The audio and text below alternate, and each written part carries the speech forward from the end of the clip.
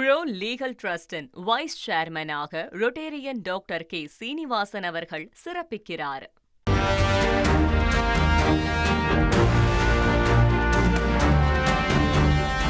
சென்னையில் பீகாரைச் சேர்ந்த மூவர் படுகொலை செய்யப்பட்ட வழக்கில் கௌரவ்குமார் மற்றும் அவரது 2 வயது குழந்தையின் உடல்கள் ஏற்கனவே கண்டெடுக்கப்பட்ட நிலையில் தற்போது கௌரவின் மனைவி உடலையும் போலீசார் பெருங்குடி குப்பை கிடங்கிலிருந்து மீட்டுள்ளனர்.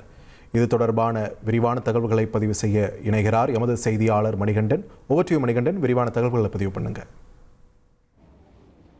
சென்னை சிட்டி ஃபுல்லாவுமே 26ஆம் தேதி ரிப்பப்ளிக் டே செலிப்ரேஷன்ஸில் அவங்களை ஈடுபடுத்தி கொண்டிருந்தாங்க. அந்த நாளில் அடையாறு ரோட்டில் இருக்கக்கூடிய 2 வீலர் ஷோரூம் கிட்ட ஒரு சாக்கு பையில் ரத்தம் படிகிறதா அந்த பகுதி J2 காவல் நிலையத்திற்கு ஒரு தகவல் வருது. அந்த தகவலின் அடிப்படையில் காவல்துறையினர் உடனடியாக அந்த இடத்துக்கு விரைகிறாங்க. அந்த சாக்கு பையை பிரித்து பார்க்கும்போது அடையாளம் தெரியாத ஒரு 35 வயது மதிக்கத்தக்க ஆணுடைய சடலம் மண்டையில் வெட்டுகளுடன் முகத்தை டேமேஜ் பண்ண மாதிரி கிடைக்குது. இதன் அடிப்படையில் உடனடியாக விசாரணையை தொடங்கக்கூடிய காவல்துறையினருக்கு அடுத்தடுத்து அதிர்ச்சி தகவல்கள் கிடைக்கிறது.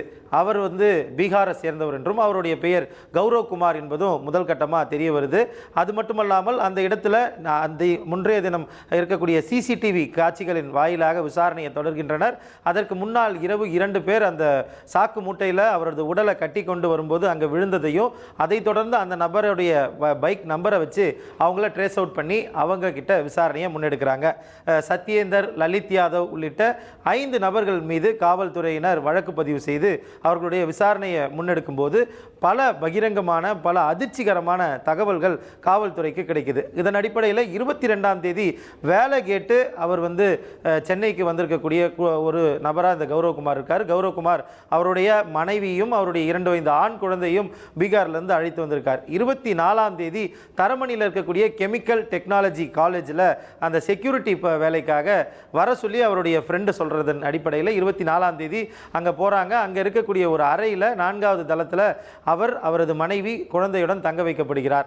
அவரது நண்பர்கள், கௌரவ்குமாருடைய நண்பர்களாக இருக்கக்கூடிய இந்த குறிப்பிட்ட 5 நபர்கள் அந்த இடத்துல அன்றைய இரவு மது அருந்துகின்றனர். மது அருந்திவிட்டு அவரது மனைவியை பாலியல் வன்புணர்வு செய்கின்றனர். இந்த சத்தத்தை கேட்டு எழக்கூடிய அவரது ஹஸ்பண்ட் கௌரவ்குமார் உடனடியாக அவங்களை தடுக்க முயற்சி செய்கிறார். தடுக்க முயற்சி செய்யும்போது இந்த 5 நபர்களுமே மது போதையின் வெளிப்பாடாக அவரை அடித்து மண்டையிலேயே வெட்டி இது போல் கொலை செய்கிறார். கொலை செய்தது மட்டுமல்லாமல் அங்கே இருக்கக்கூடிய அவரது மனைவியும் இந்த 5 பேருமே அட்டெம்ப்ட் பண்ணி அவங்கள செக்ஷுவல் அசால்ட் பண்ணுறாங்க.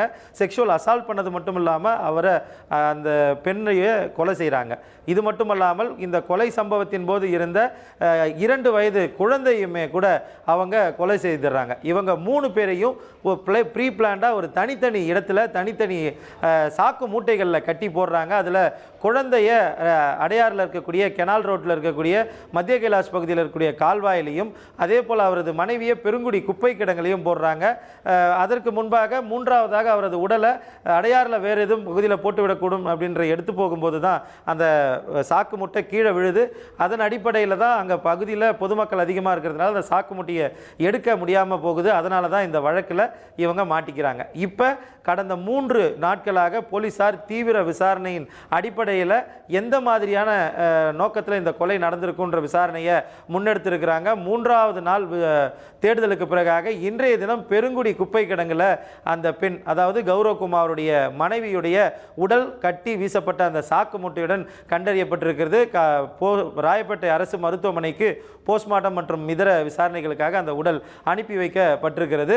இதற்கு முன்பாக எடுத்தப்பட்ட அந்த 2 உடல்களுமே போஸ்ட்மார்ட்டம் செய்யப்பட்டிருக்கக்கூடிய நிலையில் இந்த கொலையாளிகள் அந்த கெமிக்கல் டெக்னாலஜி கல்லூரியிலிருந்து எடுத்துகிட்டு வந்த ரசாயனங்களை அந்த ஃப்ளோரில் ஊற்றி மோப்ப நாய்கள் மூலமாக கூட இவங்க கண்டுபிடிக்கும் போது சில குழப்பங்களை ஏற்படுத்தணுன்றதுக்காக தெளிவாக பிளான் பண்ணி இந்த மர்டரை பண்ணியிருக்காங்க. இந்த மர்டரில் யாரையுமே தப்பிக்க விடக்கூடாது என்பதற்காக சென்னை மாநகர காவல்துறை ஒரு விரிவான விசாரணையை மேற்கொண்டு வருகிறது. விரைவில் இந்த வழக்கில் குற்றப்பத்திரிகை தாக்கல் செய்வதற்கான பணிகளையும் சென்னை மாநகர காவல்துறை விரைந்து முன்னெடுத்திருக்கிறது.